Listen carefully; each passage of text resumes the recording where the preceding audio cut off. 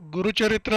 अध्याय 45वा. श्री गणेशाय नमः. श्री सरस्वती नमः. श्री गुरुभ्यो नमः. नामधारक विनवी सिद्धासी मागे कथा निरोपिलीसी नंदीनामा कवी ऐसी दुसरा निकाला म्हणून कवणे परी झाला शिष्य ते सांगावे जी आम्हास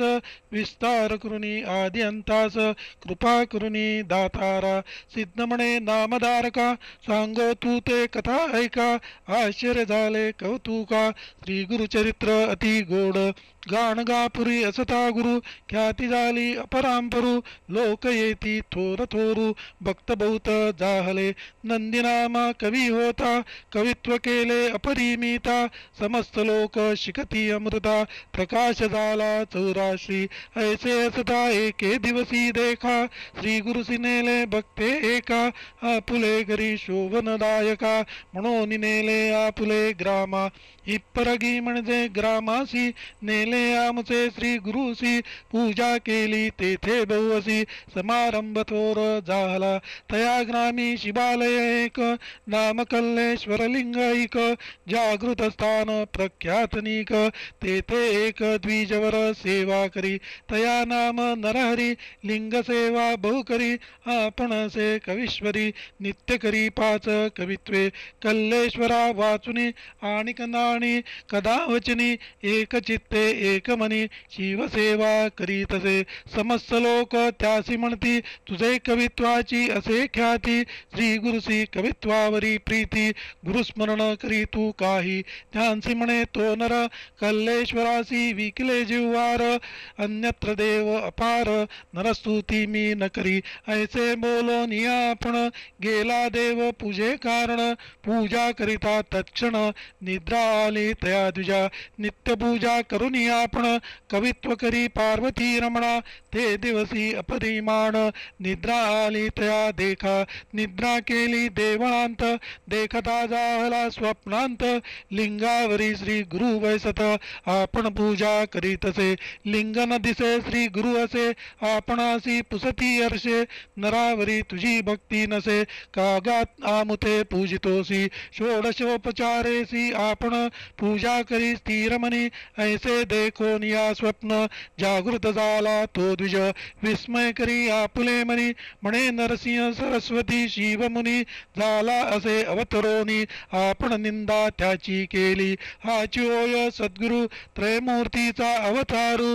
भेट घ्यावी आता निर्धारू म्हणून आला श्री गुरुपाशी आला विप्र लोटांगणेसी येऊन लागला चरणासी कृपा करिगा अज्ञानासी नेणो तुझे स्वरूप आपण प्रपंच माया वेष्टोनी नोळके आपण अज्ञानी तूची साक्षात शिवमुनी निर्धार झाला आजी मद कल्लेश्वर कर्पूर गौरू तुचे ओसी जगद्गुरु माझे मन झाले स्थिरू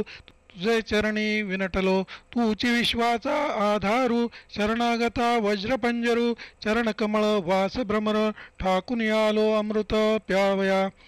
जवळी असता निधानू काहिंडावे रानो रानू गरा आलिया कामधेनू दैन्यकाय आमासी पूर्वी समस्त ऋषी देखा तप करीती सहस्रवर्षेनिका तू न पावसी एक एका अनेक कष्ट करिताती न करिता तपानुष्ठान आम्हा भेटलासी तू निधान झाली आमची मनकामना कल्लेश्वर लिंग प्रसन्न झाले तूची सत्य कल्लेश्वरू ऐसा माझे मनी निर्धारू कृपा करिगा जगद्गुरु म्हणोनी चरणी लागला श्री गुरु म्हणती तयासी नित्यामुची निंदा करिसी आजी कैसे तुझे मानसी आलासी भक्ती उपजोनी विप्रमणे स्वामी आसी अज्ञानंदकार आम्हासी कैसे भेटाल परियेसी ज्योतिर्मय न होता म्या कल्लेश्वराची पूजा केली तेने पुण्य आम्हा भेटीला दली आजी आम्ही पूजेसी गेलो ते काळी लिंगस्थानी तुम्हासी देखिले स्वप्नावस्थेंत देखिले आपण प्रत्यक्ष भेटले तुझे चरण स्थिर झाले अंतःकरण मिळवावे शिष्य वर्गांत ऐसे विनवनी द्विजवर स्तोत्र करीतसे अपार स्वप्नी पूजा षोडशोपचार तैसे कवित्व केले देखा मानस पूजेचे विधान पूजा व्यक्त केली त्याने श्री गुरु म्हणती तत्क्षण आम्ही आम्ही स्वप्नरूप लोकांसी प्रत्यक्ष आम्ही असता देखा स्वप्नावस्थी कवित्व ऐका येणे बघते केले निका स्वप्नी बेदुनी समस्त ऐसे म्हणून शिष्यांसी वस्त्रे देती त्या कवीसी लागला तो श्री गुरुचरणासी म्हणे आपण शिष्य होईन श्री गुरु म्हणती तयासी कल्लेश्वर श्रेष्ठ आम्हासी पूजा करिगा नित्य त्यासी आम्ही तेथे विप्रमणे स्वामी आसी प्रत्यक्ष सांडोनी चरणासी काय पूजा कल्लेश्वरासी तेथेही तुम्हासी म्या देखिले तूची स्वामी कल्लेश्वरू त्रयमूर्तीचा अवतारू हाची माझा सत्य निर्धारू न सोडी आता तुझे चरण ऐसे विनवोनी स्वामी आसी आला सभे गाणगापुरासी कवित्वे केले बहुअसी सेवा करीत राहिला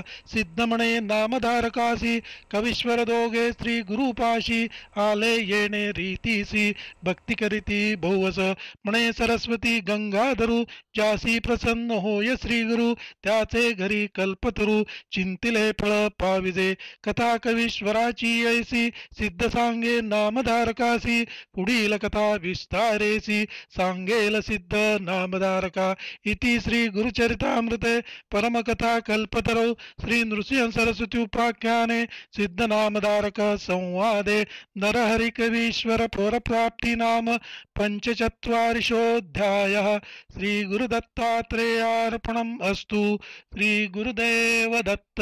श्री गुरुदेव दत्त श्री गुरुदेव दत्त।